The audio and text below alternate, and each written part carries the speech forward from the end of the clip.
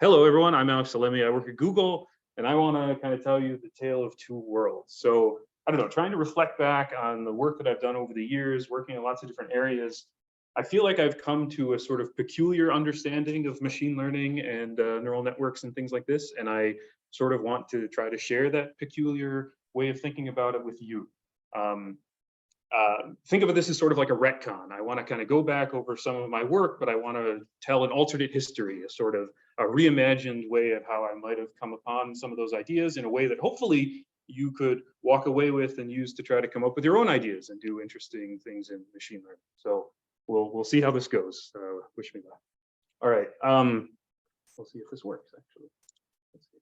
All right, so as by way of a little bit of an outline, I want to try to connect, or I want to try to sell this idea of what I want to call like the variational approach to machine learning, a way in which we try to think about neural networks as sort of a black box way to do function approximation, and then use that to try, like our primary role is to try to come up with objectives that you should try to minimize with those networks.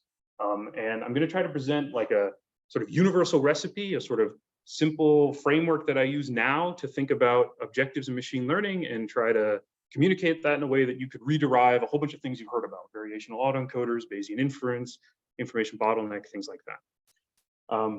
And then time permitting, we'll kind of work through a whole bunch of examples. So let's start just talking a little bit about the principle of least action. So I got my start in physics, actually, rather than machine learning, and it's still, it's my first love, and it still influences the way I think about the world.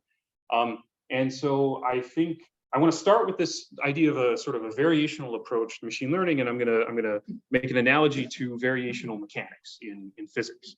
So, physics, there's this notion of what we call formulations. There's different ways that you could try to describe the natural world that tell very different sort of philosophical stories about the way the world works.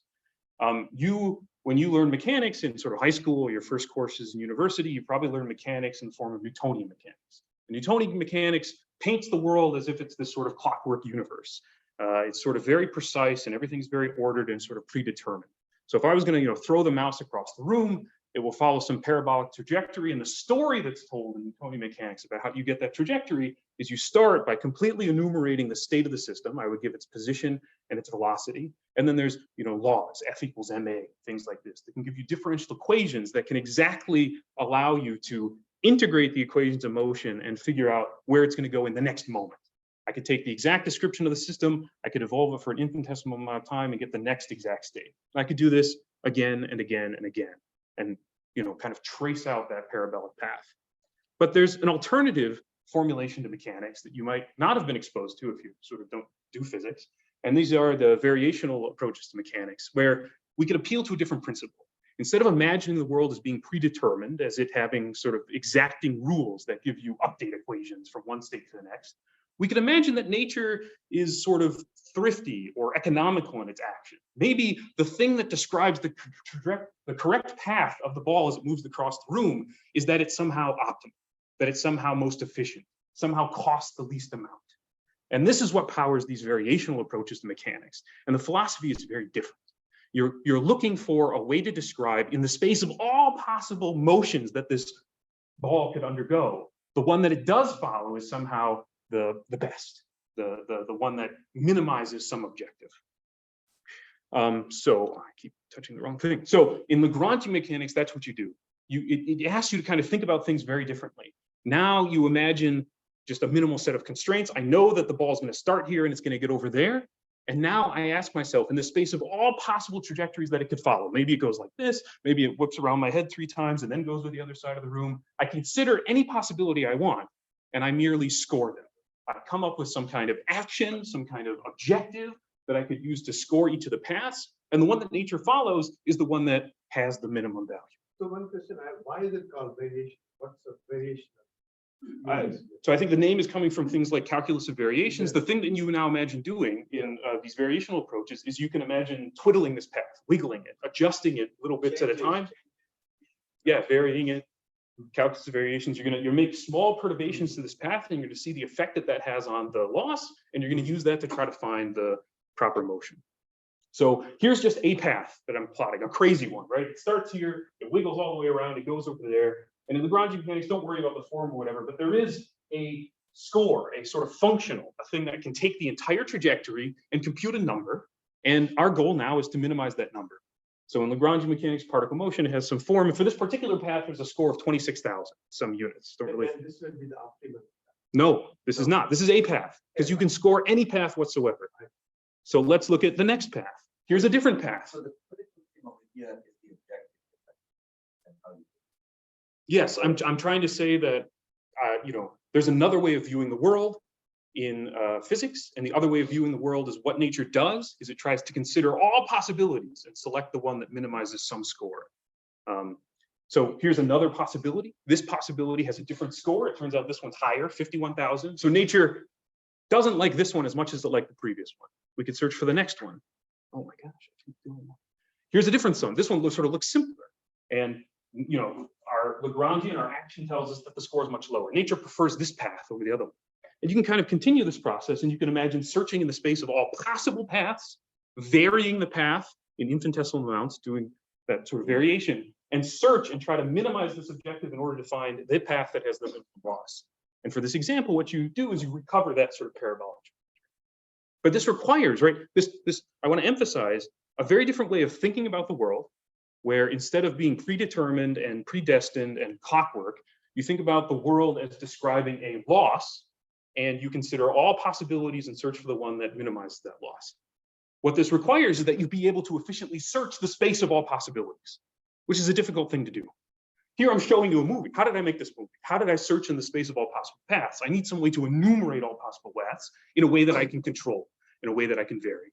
So this is also called like optimization. You want to optimize, you want to find the path which optimizes or minimizes some function. Yeah. Broadly, right, we're doing optimization here. I think just to maybe contrast it a little bit from ordinary optimization, we're interested in varying an entire trajectory in this case, or something sort of more complex than just a single like multidimensional And vector. this function is non-linear, it's complex. Yes, it could be all of those things. So how did I actually do this? How did I make this little movie? How did I search the space of all possible paths? Well, I used a neural network. And that's sort of, I think, the first thing I want to communicate. And the goal and opportunity I think we have going forward. Really, the last decade, all of the sort of alchemy of machine learning, all of the little subtleties about initializers and architectures and layers and activation functions, all of that alchemy. Really, I think the right abstraction is to draw a big box around that and think about that whole process as providing the right abstraction going forward is you should think about neural networks as being an efficient and tractable way to search in the space of all possible functions. That's what a neural network is. A neural network is a tunable function approximator. It's very expressive. It can represent all different kinds of things, all kinds of crazy paths you might want, but it's also tunable. It's also steerable because you can easily compute gradients and you could use that to power a search.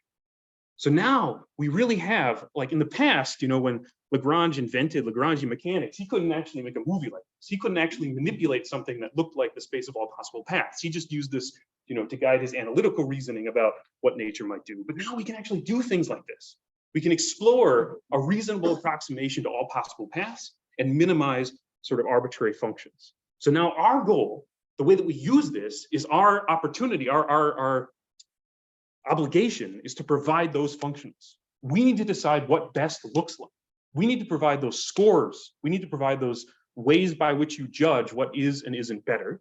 And then you simply use a neural network to search in the space of all possibilities for the one that is best.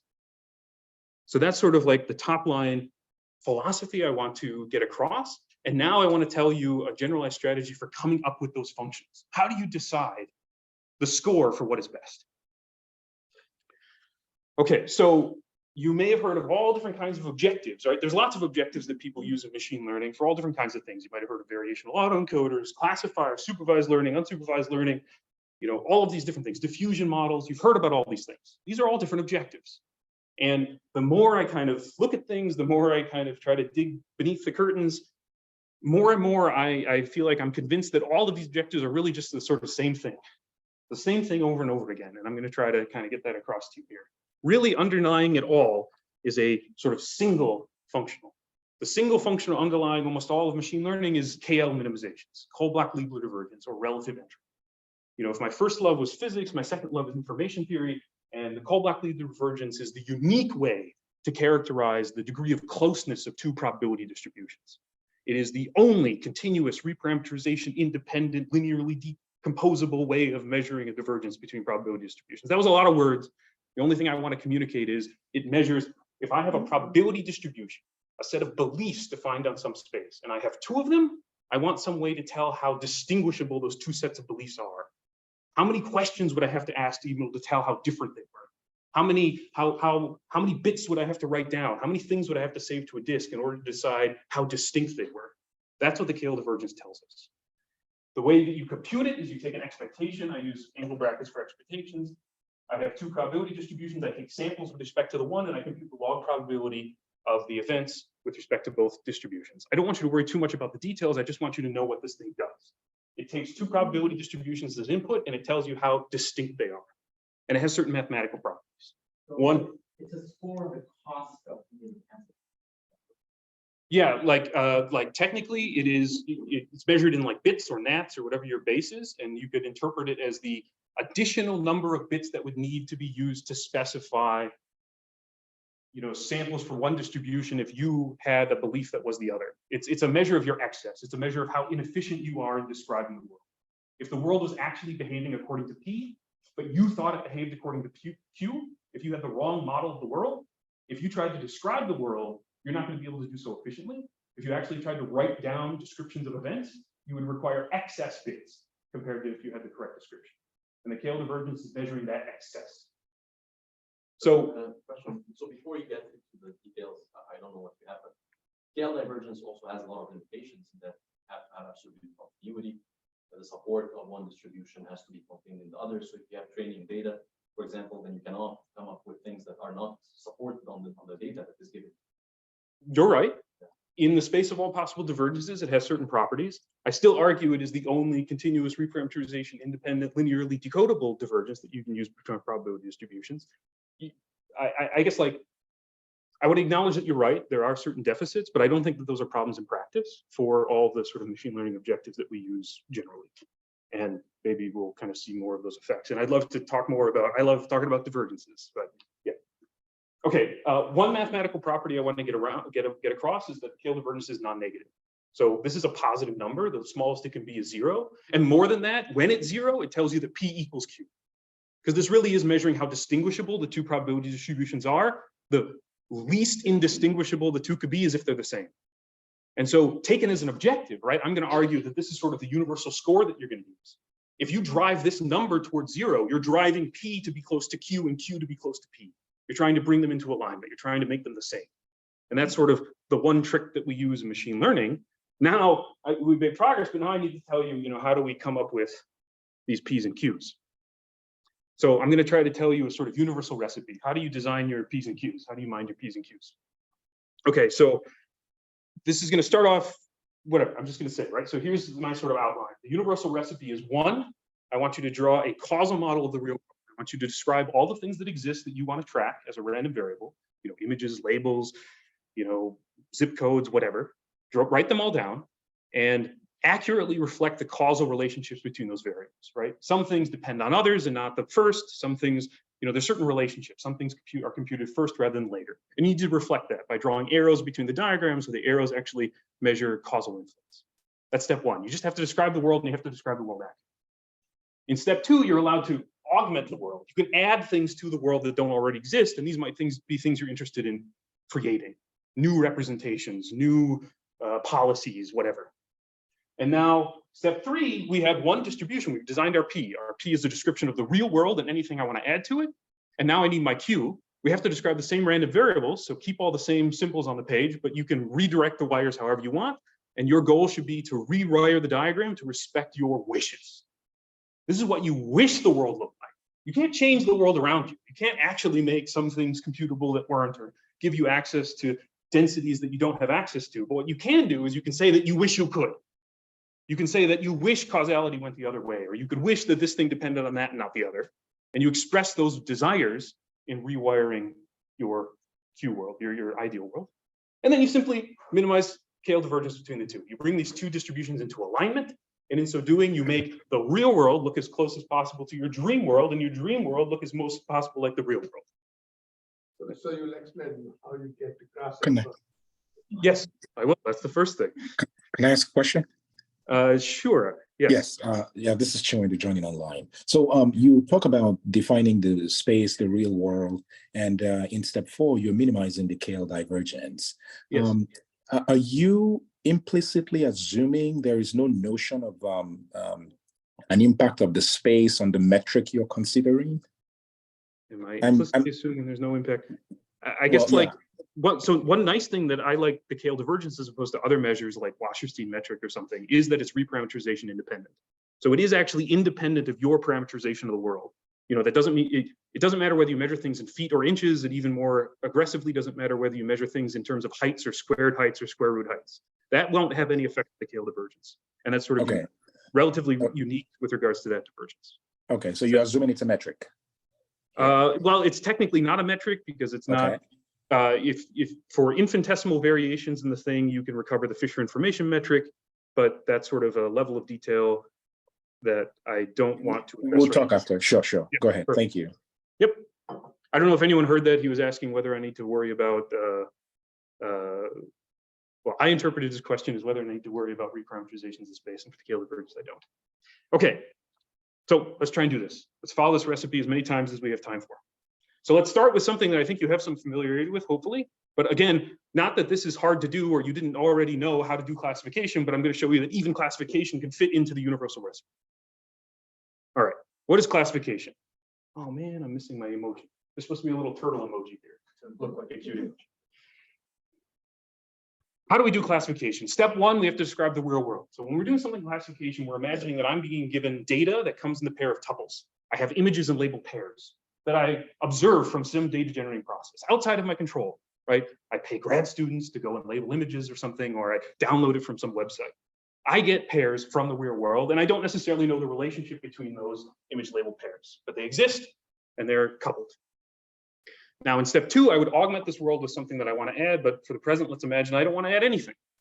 I'm going to go straight to step 3, and I'm going to try to now describe the world that I want. What do I want?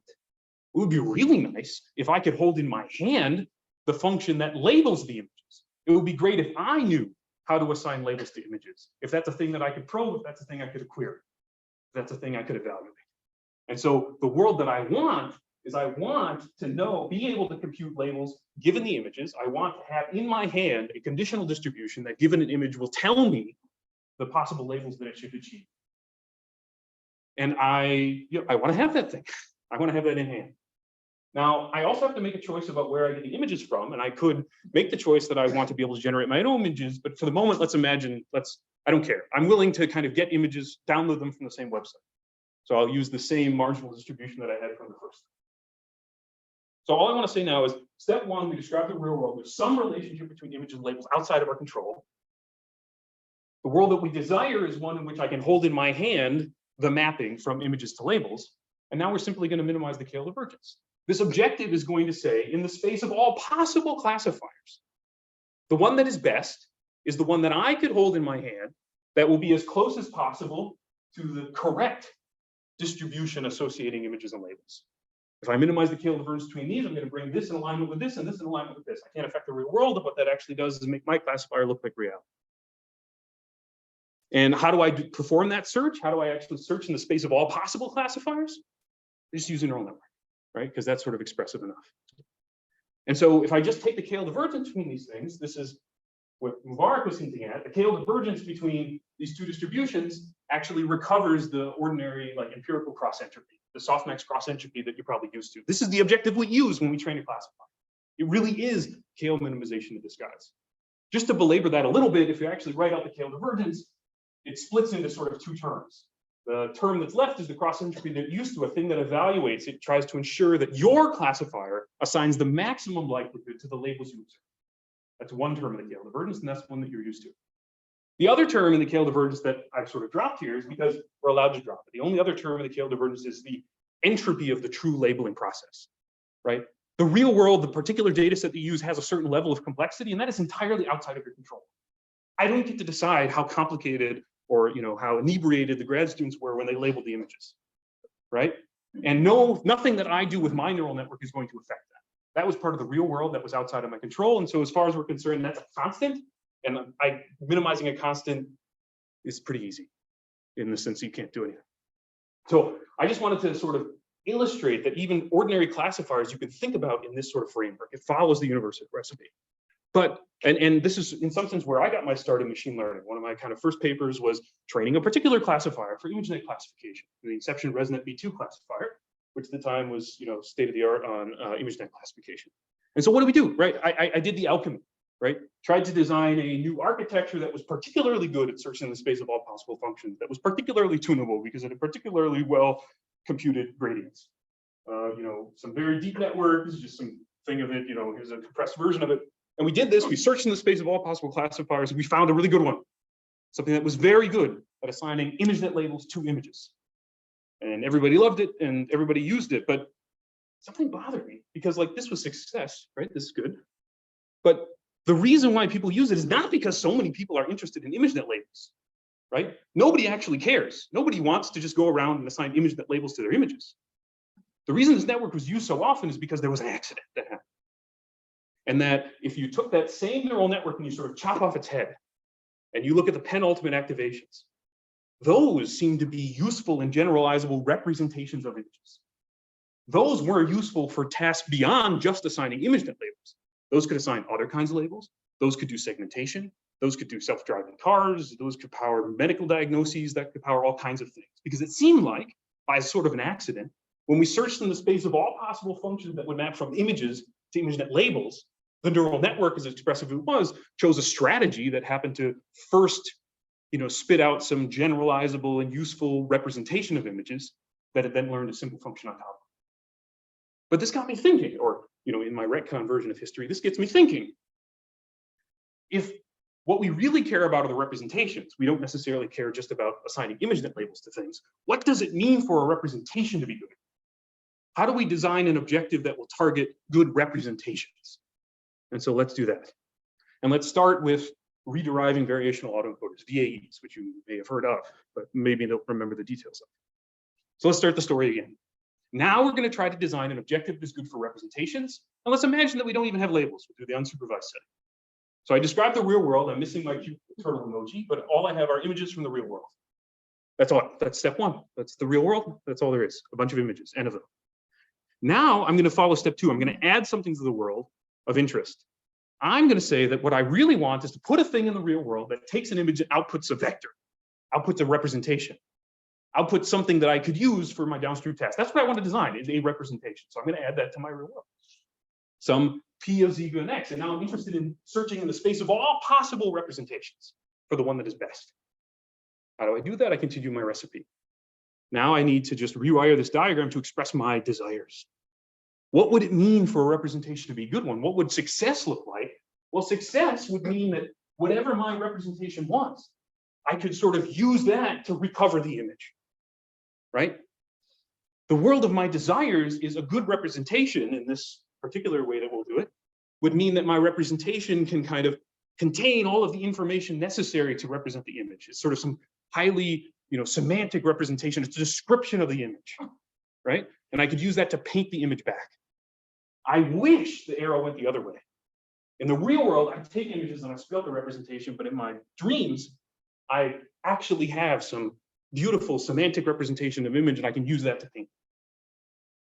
And so I designed my queue to have those two components. One is a distribution over all possible descriptions of images, and then some distribution that takes those description images and paints the images, a decoder. And now, simply follow our recipe. I take a scale divergence between these, and what I'm doing, just to say it out loud, we are going to search in the space of all possible encoders, all possible priors, all possible decoders, for the set of encoder, prior, and decoder that bring these two worlds as close as possible to alignment. And when we do that, when we minimize the scale divergence, I mean, this is, if you've heard it before, ELBO, evidence lower bound. You just derived it. You just derived it, and also one more step, a mathematical property of scale divergence that I didn't enumerate is the fact that it's monotonic under marginalization. I don't really want to talk about that, but I'll just say that if I add that one more math fact, you can not only prove, not only have we derived the objective that people use when they train a VAE, but we've also proved that it's a bound on the marginal height, which is what some other people care about, without doing any work. So this is our objective. You just bring these two worlds in alignment, you minimize the KO between them. If you kind of pull apart the ports, you can, of that objective, you can give them names. And maybe we can give some more intuition about what this objective is actually doing. I take this objective, I minimize the KO divergence to my two worlds, it has these pieces. And this piece on the left, if we kind of talk through what it is, this is an expectation. Well, I'll just say at this point, we can split it apart into pieces, we give them names: distortion, rate, negative log likelihood, data entropy. And the actual objective that you trade, or you could minimize, is just the sort of the terms that aren't constant in an objective, just like we had before. And now let's kind of talk through what this is. What did this set of two diagrams give us an objective? What does it mean, or how does it say whether or not a representation is a good one? There are two terms. The first term is a distortion term. And what it asks you to do is take your representation of the space of all possible representations, take an image, you form its representation, and then you try to use that representation in the decoder to get back to the original image. And this term is looking at the likelihood of that reconstruction process. One principle, one reason that a representation is a good one is if you could use that representation to both encode and decode the image and get back to where you started. That's saying that it's actually a description of that image. So the major difference between when you start a simple classifier, given an image with giving but here you are getting a distribution in the variation autoencoder that is much more general.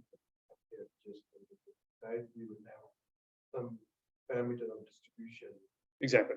I think that's Yes. important. No, I think you're right. Mubarak is emphasizing, I don't know if people could hear it on the thing, but a difference that's happened from what we were doing in ordinary classification. Like I said before, the representation we learned in ordinary classification was sort of an accident, and it had certain properties that were maybe not great. Here, we're explicitly looking for an encoder in the space of all possible encoders, but that encoder is stochastic. It's a distribution itself. It's a thing that takes an image and doesn't assign a single vector. It defines a distribution over possible vectors. And that's our way of encoding the nature of the image. That's the thing that kind of fits into our model. When we're looking for the KL diversity to probability distributions, we're encouraged to search for probability distributions. This is a stochastic encoder. And that stochastic encoder, I guess to return, one sense in which it's a correct one is if on average, I could take a thing, I could encode it, I could decode it and get back to where I started. That's one property that is our objective. That's one sense in which we mean it's a good representation. The other term here. Like you are training it in reconstruction. Uh-huh. But is that what you want? I mean, in some sense, I want to emphasize that this is actually what we define. This is everything that defines our objective. So if you believe my story that this is an accurate description of the real world, and you agree with the contention in this section that this is a reasonable target, this itself defines an objective, and now I'm just trying to interpret that objective.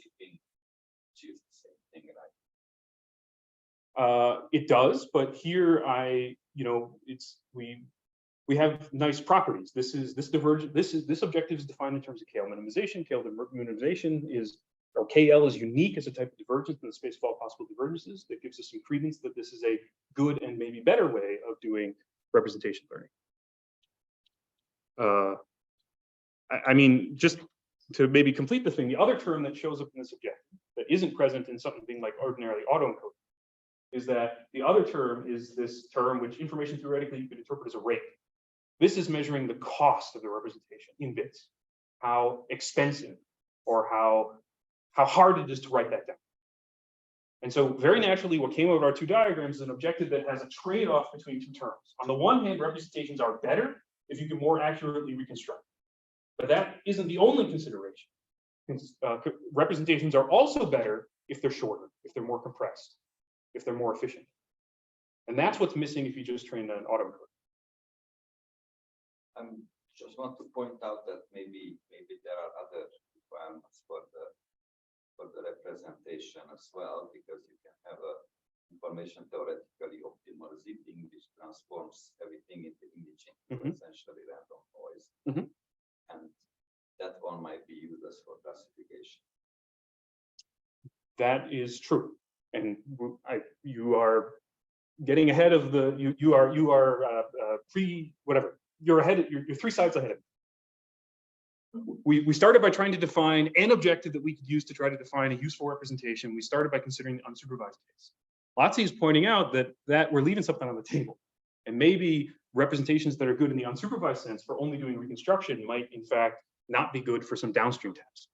And so just to complete the thought, what we've discovered just by drawing our two little diagrams is an objective for what it means for a representation to be good that makes two considerations.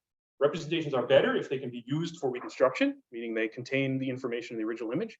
And they're also better if they are as compressed as possible, as efficient as possible. It takes the fewest number of bits to write down that description, right? Because the extremes are obviously silly. If I only go for compression, I could write nothing down, write down a 0. And that's a very small representation of any possible image, but it doesn't actually tell me what's in the image. At the other extreme, I could write down everything. I could enumerate every possible pixel in the image. And that's a great way of describing an image if I wanted to reconstruct it, but it also hasn't done anything useful.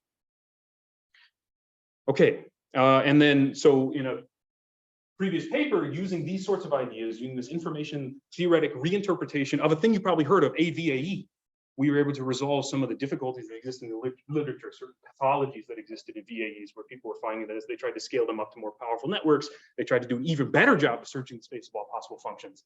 It broke. But if you adopt the sort of story that I'm telling you, it's easy to fix it. But now I want to return to Loti's question, because this, made no reference to downstream tasks. This made no reference to auxiliary information. So what if now we want to do it again? Let's try to design a useful objective for defining what it means for representation to be good, but in light of some auxiliary variable that I'm actually interested in targeting. And now we're going to be able to rederive the variational information bottleneck. So let's do the story again. Now, hopefully you're used to it. We're still missing the emoji of the turtle, but we start with the real world. But now the real world has an auxiliary variable again. We have something like labels or descriptions or annotations or key points or what have you. Something that is some interesting downstream task. We are going to augment the real world with a new component. We're going to design a representation, but kind of crucially, that representation only depends on the images, not the annotation, because we're interested in a future in which I use that representation for the downstream task without access to the downstream label. So this is the real world plus my augmentation. Now I get to redraw the diagram according to my desires. And what would it mean for this kind of representation in light of a downstream variable, auxiliary variable, to be a good one? And I'll argue in this slide that you should consider that the representation is a good one if you could use that representation to predict the downstream label. And that is a different notion of what it means to be a good objective or a good representation, one that is sort of aware of the fact that you're interested in targeting some auxiliary label. So here the X is an image, Y is a label, Z is a. Yes, yes. Sorry, I probably should have said that much sooner, but yeah, I'm always using X for images, Y for labels, and Z's for representations. So it seems as though the magic all comes in the second part. Like, whenever the strike part, that's where the creativity and the genius comes in. To define your desire so clearly that it can actually be worked out. Well, I guess, so part of the neat thing about this recipe is for any wiring of this diagram, I'll be able to generate an objective. And for each one of those objectives, you're going to get a different solution. And I guess what I'm trying to say is turn the whole process of trying to reason about terms and objective that might be hard to reason about into just reasoning about what it means for a diagram to be a better one. And that's an argument you can have over coffee, right? It's a different mode of thought. It's a different way of formulating the same problem in a way that I've found makes it a lot easier for me to unpack the differences between different objectives and what they're targeting. What we just saw, right? And the diagrams, I think, make clear that unsupervised learning, a VAE, misses out on something that Lotzi immediately picked up on. It makes no reference to an auxiliary variable, whereas this set of diagrams does. So in this way, the interpretation of P of X is a distribution of image. Yes. And Q of Z is your variation autoencoder is giving you that, right? It will you have trained it would give you. Yeah, we are going to do this search, right? We've described what we want, and then this again, we're going to search in all possible encoders, all possible priors, all possible decoders, all simultaneously. Yeah, and Q of Y given Z is like a classifier. Yes, exactly. So that's the interpretation meaning you can put in Yes. each term, right? Yes, this is like a stochastic encoder that takes images and spits out distributions in some latent space. Yeah. This is like a prior. This is the term people use. It defines a distribution in the space of latents. And this is like a classifier that takes just the latent and tries to predict the auxiliary variable. Minimizing the KL divergence between these two worlds. Again, you just take the KL, it splits into terms. One of these terms is just a constant outside of our control. It has to do with, again, how inebriated the grad students were when they labeled the data set. and we're left with an objective. And this objective looks the same as a VAE with one crucial difference, and it's Lozi's complaint. Originally, the VAE said that there were two measures by which a representation was a good one. One was it had to be as compressed as possible. That's still here. That rate term is still there. But on the other extreme, before we said a representation was a good one if you could use that representation to recover the image. And all that changed in our new diagram is a representation is a good one if you can use it to target the auxiliary variable. And that's a sort of a more precise notion of what it means for a representation to be good. You don't need to paint the original image. You need to be able to tell me whether it's a Susan. This is the variational information bottleneck. This is an objective from an old paper of ours that people have found is generally very good. It's sort of a, you can think of it as a real alternative for learning targeted representations of images, a sort of a stochastic version of doing classification that explicitly targets compressed representations.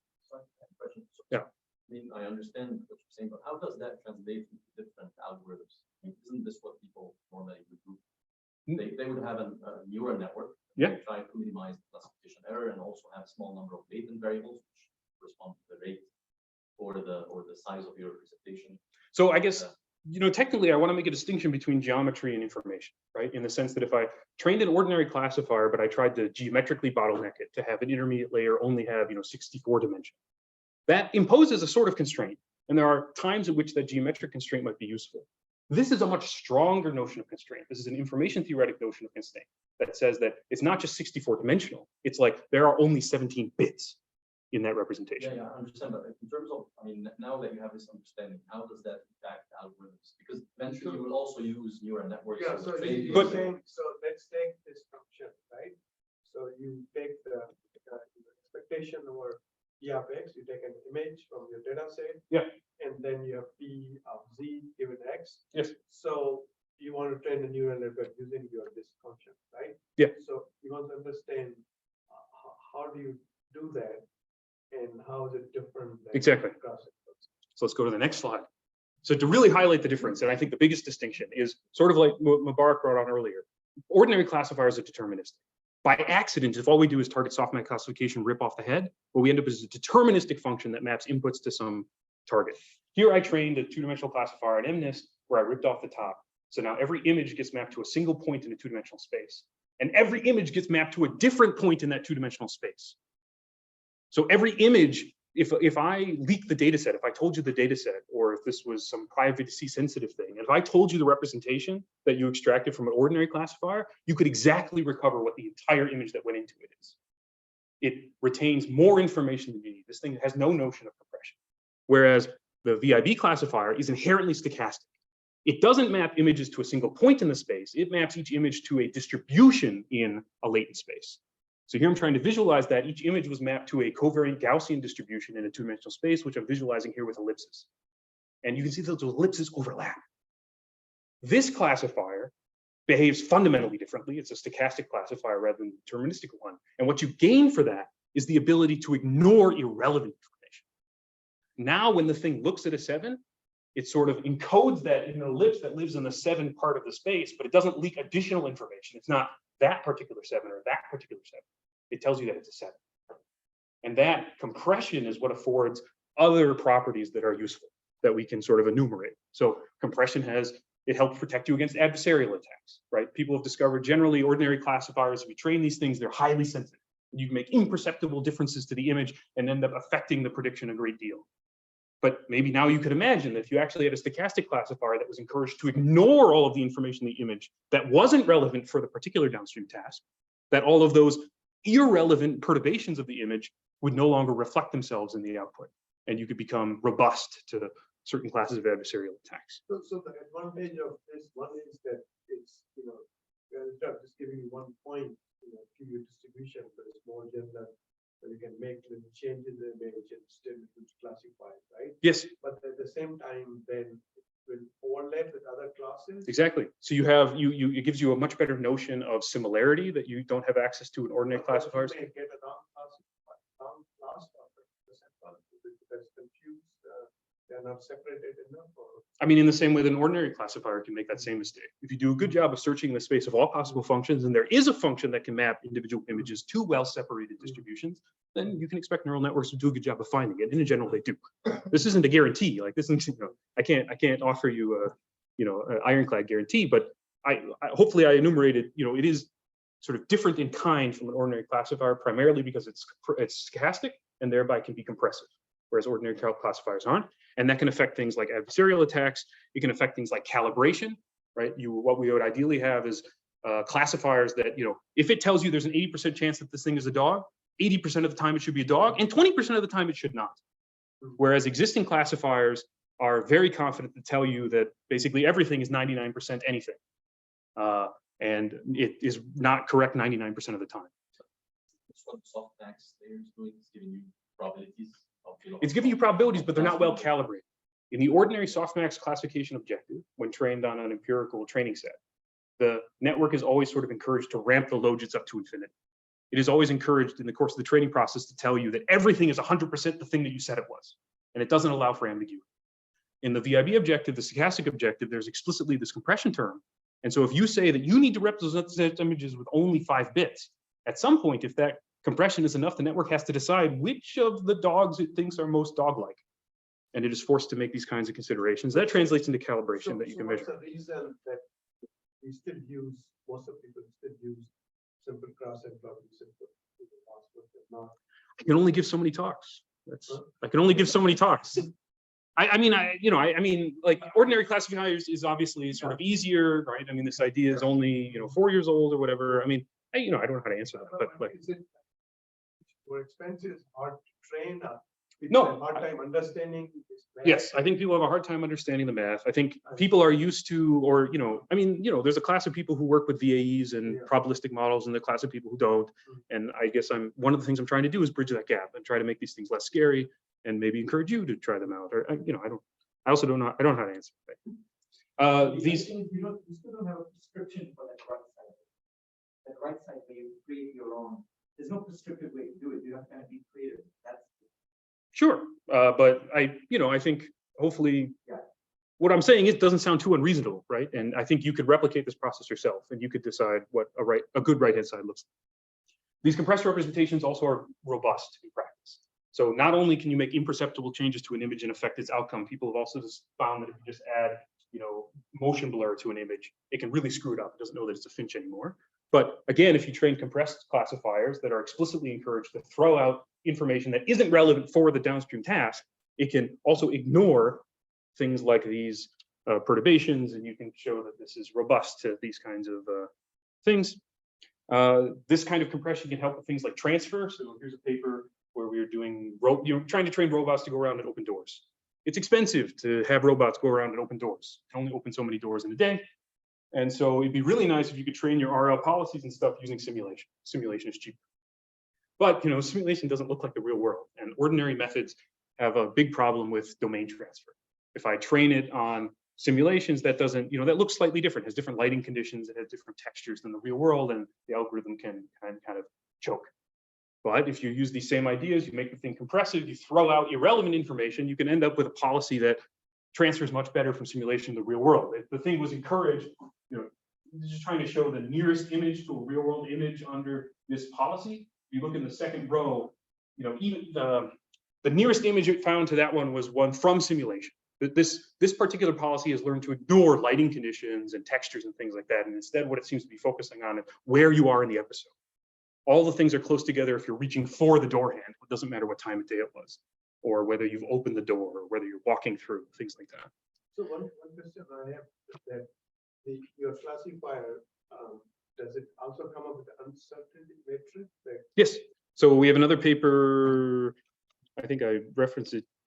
Anyway, this one, uncertainty in VIB, talk about how you interpret this rate term as another measure of uncertainty that is distinct from the ordinary one that you have. It's sort of a measure of wackadoodles. It tells you how unlikely or irregular an image is. That gives you a notion. That's a different from you can get from dropout.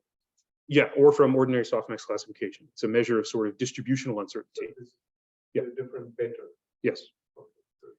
It can also help with things like GAN. So this wasn't my work, but people at Stanford,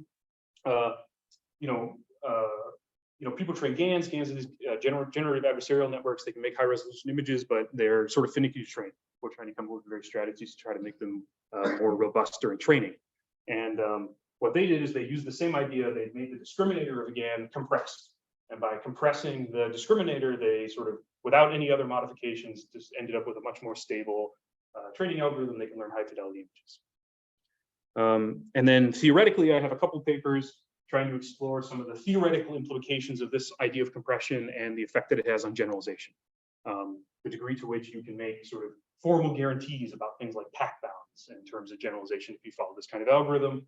Or I have another paper exploring infinitely wide neural networks, where that sounds like it might be harder, but there's certain things that get easier. You can kind of exactly compute certain information theoretic quantities and validate that when you optimize these objectives, it's actually doing what you thought it was.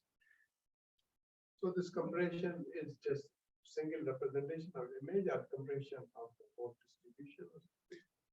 While training, the constraint is an average across the entire data set, but in when you search in the space of all possible encoders, generically that encoder has to assign that budget different for different images. And that's what leads to this other notion of a score. Some images are encoded with more bits than others. It's sort of a variable rate encoding of the images. And that's what gives you this notion of sort of weirdness or strangeness, or this is what gives you a signal that can protect for things like adversarial attacks. Once you start manipulating the image, that rate term goes up. So when you give an image, you get representation and you get the distribution. So you can find how many bits you require. Yes. In particular, the rate term is just the Kale divergence between the particular representation for an image and the learned prior. So there's a shared prior amongst the whole pool of images. You're really asking the same information theoretical question. How distinct is this image from the average image in bits? And this, this is learned in the process of learning and training this stochastic classifier. And then just some other theoretical work I've done trying to extend or actually work out better and tighter bounds to information theoretic quantities using these variational arguments and things like this. Okay, we're running low on time, but let's try and do the same strategies just one more time.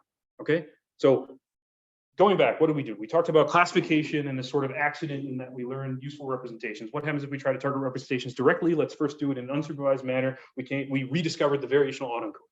Then Lotzi told us, hey, we actually are interested in some downstream tasks. So now let's modify our diagrams. Let's reinvent the variational information bottleneck. But again, something bothered me, right? Because we do this, we write down this objective and then we train it. And there's other choices that are made there, right? Do I do Atom? Do I do Adigrad? Do I do, SGD or SGD with or without momentum? There's choices that go into the training algorithm that I sort of wasn't accounting for. And I wonder what happens if we try to account for that? So what happens if we stick it in the diagram? Let's just draw another diagram, right? Here we have a diagram that's going to be the same thing. I'm still missing my emoji of a turtle, but I've got images, I've got labels, I've got the representation. But now I'm going to be explicit about the fact that the representation that I want to learn is a parametric one. It's a neural network with some parameters. And I want to express the real world fact that those parameters are set as the result of an algorithm that I'm going to choose. So I'm going to put the parameters of the neural network, the theta down here, and I'm going to say in my diagram causally, the representation that I learned depends on the learned parameters, and those parameters themselves depend on the data set in a way that I can encode. And then I got to ask the question, what does my dreams look like? What would success look like? And here I think we could argue more about it, but I would say that success, what if we, let's aim for the skies. Let's say that a representation of Google, if not only it can describe the labels, but it can also describe the image itself. And let's say that I don't want to have to worry about the choice that I made in my training algorithm. So I would ideally like it if none of these things depended on theta at all. But there was an answer that was not parametric that I could try to find. And if you take the Kale divergence between these things, we've done this a lot of times before, you end up with a bunch of terms. You separate those terms and there's sort of 4 components. You've already seen 3 of these before. There's only one new one.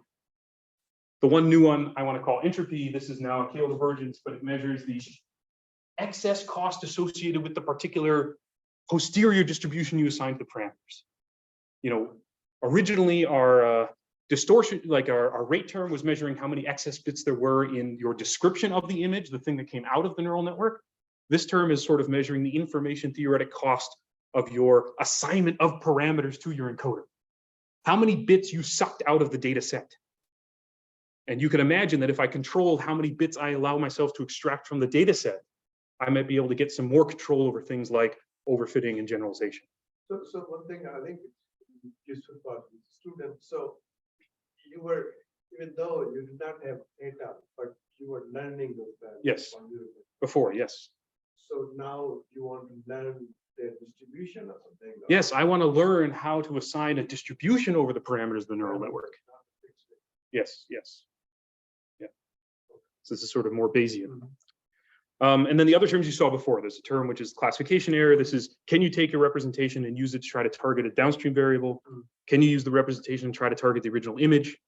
And can you measure how complex your representation itself is in terms of the cost of representing a single image? And I just want to emphasize there's these 4 terms in the objective, and I just want to highlight that this is sort of a superset of all the things we described before and some things we haven't. So there's one objective. You can write down all these terms and explore trade-offs between the individual terms and the objectives. You can quickly recreate ordinary classification, the first thing we talked about. You can talk about the variational information bottleneck, the last thing that we talked about. You can recover ordinary autoencoders, maybe without any sort of stochasticity or compression. You could, if you put in both terms of coefficient 1, you get the ordinary VAE. If you allow yourself such freedom as to explore a one-dimensional trade-off between these things, you could recover, our fixing broken elbow paper or beta VAE, this kind of relaxed version of a VAE. If you do all 3 and do a semi-supervised VAE, this is King et al. 2014, you could go on the other side and you could start to concern yourself with the complexity of your learning algorithm, and you will rediscover a Bayesian neural network, Blundell et al., or a generalization of them called neural processes. This with coefficient 1. You can kind of give yourself all the freedom of a new parameter and recover the information bottleneck Lagrangian. And really, I think it's just another thing I want to emphasize is each one of those things that have proven useful in certain circumstances is just a single sort of corner or edge or of this larger surface. And maybe we should spend some more time exploring the rest of it. Okay. One more. I think this is where I'll end. So we're doing okay. I don't know if let's do this. Okay, so we talked about a bunch of stuff. We followed the recipe a whole bunch. The more recently, the thing that I've been concerning myself with is the sort of difference between prediction and explanation. So what do I mean by this? Okay. What is the point of science? Arguably, the point of science is to try to make meaningful predictions in the world. Historically, the sort of meta strategy that we've adopted to trying to form accurate predictions is to first target accurate explanations of the world. In the past, with our limited capabilities of computation, if all we were stuck with was pencil and paper, we were sort of stuck trying to come up with theories that you could manipulate with pencil and paper. And if I could discover some underlying theory of the world, I could then manipulate the symbols of that theory to make accurate predictions about the world. This is gravity, this is Newtonian mechanics, Lagrangian mechanics, whatever, chemistry, biology, maybe less so biology, the sciences. And that works great and can be very successful. But there's certain aspects in which this procedure has failed. People have spent entire careers trying to derive like a theory of image classification, trying to write equations they could on the whiteboard that would tell them whether this was a dog or a cat, and can't. There's something about that doesn't, yield to symbols. But at the same time, we open this presentation with discussing that we now have access to this apparatus, this alchemy, by which we can really effectively now search in the space of all possible functions, or do something that is close enough to that we could pretend it is. And this search now allows us to make accurate predictions, or that we couldn't before. You can very accurately say whether the image is a dog or a cat. But again, sort of trying to think deeply about these things, it's become clear to me that a lot of our theory, a lot of our statistics, the processes that we use to try to design and criticize and talk about these models are all born from a world in which we were first interested in forming explanations. And what we lack are some objectives, some principles that can try to guide us to making the best predictions. What do the best predictions look like? We try to ask ourselves what the best representations look like. What do the best predictions look like? What are properties of predictions that are useful, that don't necessarily have to go through an explanation? And that's sort of what I've been thinking about more recently. And I guess maybe one thing, this is going to be quick, but you can rederive Bayesian inference using the same recipe that we talked about before. Let's do the thing real quick. You start with the real world, and Bayesian inference, you say, all I have is a bucket of data. And what are you interested in doing? You're interested in forming an explanation. In Bayesian inference, that takes the form of some kind of global representation of the entire data set, some kind of summary of everything you've seen. That's the theta in Bayesian inference, some kind of description of the world, an explanation of the world theta. You're interested in adding that component to the real world. What does success look like? Success looks like it could go the other way, that your explanation is actually the thing that can generate the data. And all you do is write down a P, Q, factor in these different ways. You take the KL divergence between them, and you rediscover Bayesian inference. This is the objective. You're not, oh, that's not the right thing. This objective is equivalent to Bayesian inference. You're not used to seeing it this way. You're used to seeing Bayes' rule. But the minimum of this objective, if you could perform the search in all possible posteriors, in the space of all possible explanations, the one that actually minimizes the objective is the Bayesian posterior. But you've also rediscovered or reinvented variational Bayesian inference, because let's say you don't do your search in the space of all possible distributions analytically, you do your space in the search of all possible distributions you can touch with a neural network. That's variational Bayes. It's exactly the same objective, it's just a constraint on your search. And unlike an ordinary Bayesian inference where you imagine that the likelihood function is fixed, this objective doesn't care. That could be another thing that you optimize. But again, this whole thing is targeting explanations. What would it mean to target predictions? And I've made some attempts so far. So one paper, I tried to be explicit about what it means when you try to form predictions by being explicit about the fact that in the real world, we're going to generate future data from the same generative process, and try to draw a diagram that could express what the fact that we're targeting that future data, what impact it has on the objective, and was able to motivate some generalized forms of Bayesian inference. Another thing I did was so maybe more mathy, I started by explicitly writing down the KL divergence between the real world and the predictive distribution that you might form in Bayesian inference, and then do some math to try to get a tighter bound to get an alternative that can fix some of the pathologies that you ordinarily see in Bayesian inference for trying to form accurate predictions, because it's targeting explanations rather than predictions directly. And then currently under review, I have a paper that tries to define what I think is the closest so far at defining an objective that is really targeting what it means for a prediction to be a good one, which leads to a different set of diagrams and a different objective that no longer requires that you do the sort of expensive marginalization that you're used to doing in Bayesian inference. Probably a lot of that was all thing, but all right, I'm out of steam, I'm out of gas. But let's just kind of try to recap, okay? At the beginning, I tried to sell you on this idea. The way I think about machine learning these days is you should think that what neural networks does, what all the alchemy does, is it provides us with the abstraction that we can pretend as though we can search in the space of all possible functions. And you should take this sort of variational approach.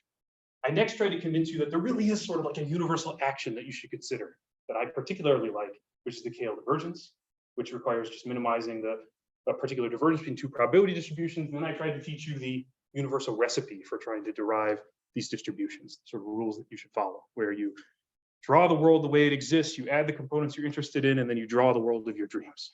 And thank you. I don't know, that's it.